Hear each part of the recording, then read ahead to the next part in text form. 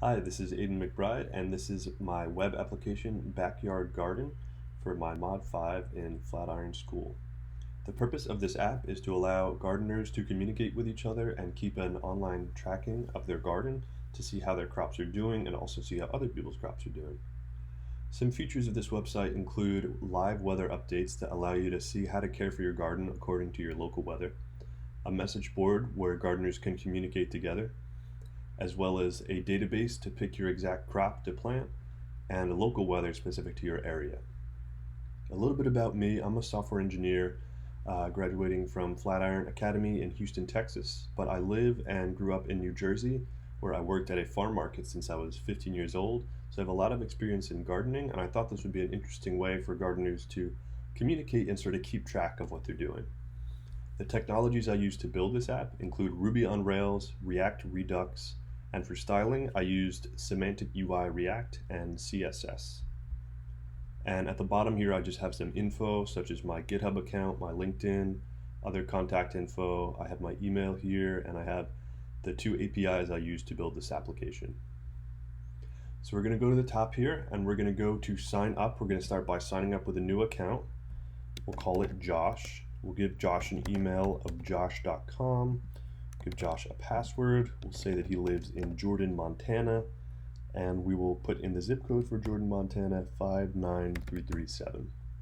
If we go to sign up, we'll see we immediately get this error message that is not a valid email, which makes sense because josh.com is not an email that anyone knows of.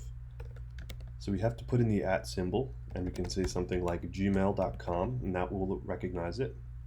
We also have a validation on our zip code, where if it's not 5 numeric digits, which is all US zip codes, it won't work. So if we just put in a string of letters like Josh, we see invalid zip code. So we're going to go ahead and change that back to his zip code, and we're going to try to sign in. And the last error, Josh is already a user. So let's go ahead and create a brand new user called Roger. We'll give him a different email, so he lives in the same town, and we have a new account. First thing I want to do is go to Roger's account. You can see his garden is completely empty. Makes sense, we just signed up. So let's go ahead and add a crop. It's going to bring us to our search bar here. And if we go ahead and search for, let's say Roger wants to plant tomatoes, we get a list of tomatoes available to plant. If we try to confirm planting one, we can't yet because we actually haven't added any. So it wouldn't make sense to plant 0 tomatoes. So let's say Roger wants to plant 6 tomatoes, and now you can see we've populated his garden with this instance of tomatoes. We can click on that instance and we can get a little more information. So here's an actual description from the database about these particular tomatoes, a sowing method to let you know how to plant it, the expected height, and the days it takes to be completely fully grown. And we also have an instance of the day planted, so whatever day you add these to your garden is going to reflect this date. So today would be June 18th. Here we have some personal information about the tomatoes, as in how many days it's been growing, the amount we planted, days until expected harvest or full growth, and how tall it is. So let's say maybe we didn't buy it as a seed, we bought it as a tomato plant. So we can update this crop info. We could say we bought it as a 10-inch plant. It's returned none so far because we just planted it, and it's doing well for its first day. Okay, and then you see we have new information here. We can also remove a crop from our garden. So if I go back to our garden and say we add something like beans, and we don't really want beans, we can just as easily click on that and hit remove from garden, and we're back to just tomatoes. Another important feature of this website is the message board. We can see we have messages from other gardeners that show pictures as well as posts to talk about how their garden is doing. These pictures were uploaded using a technology called active storage that exists in Ruby on Rails. And we can actually write a post ourselves right here and demonstrate how we can upload a picture. We can call it Roger's brand new garden. We can say, today I planted 6 tomatoes and I plan to plant some more when the weather is right. Can't wait to eat tomato sandwiches. We're going to choose a file from Roger's Garden. This is actually off your local computer. You can upload any picture you have. We'll give it this picture here, and we'll post it. And you can see all the way at the bottom is the newest one, and this is the one we just created.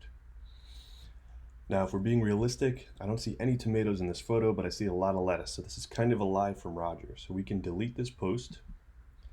It'll ask us if we're sure. We are. And then you'll notice not only is the post not there, but you don't see a delete option on any of the other posts because we're currently logged in as Roger, so we can't delete someone else's posts. What we can do is go to weather and see the forecast for Jordan, Montana, where Roger lives. And you'll see the weather advisories, no need to water, rain will take care of it. This is because over here the temperature is below 70 and the description is light rain. So since it's already raining and it's not too hot, this lets you know that you probably won't need to water today. There's a couple more advisories, such as if the temperature is over 75 and there is very sunny, it's going to ask you to water a little extra because the plants are going to need it. And if the wind is over 15 miles per hour, which we just missed, it'll let you know you might want to put a barricade up. And there's a few more weather advisories like that you can look out for. But aside from that, it just has general weather information like temperature, humidity, wind, sunrise, sunset, visibility, and stuff like that. So if we go back to message board, we can actually see other people's gardens. We're going to go ahead and take a look at Kevin's garden. We can see Kevin has a lot planted, but it doesn't matter. You can literally plant as much as you want. You'll notice you can't plant anything in Kevin's garden because it's not your own. If we go and look at his cubanelle peppers, we can see that they have been growing for 3 days, which makes sense. They were planted the 16th. He planted 4 of them. They're currently 24 inches tall, and he's got 6 back so far. And you'll see they're expected to get 75 inches tall fully and 80 days to fully grow. And if we go back to our home page, we can log out and we're brought back to the beginning. And if you guys have any questions, comments, or concerns, please feel free to reach out on email or just leave a comment on the bottom. Thank you.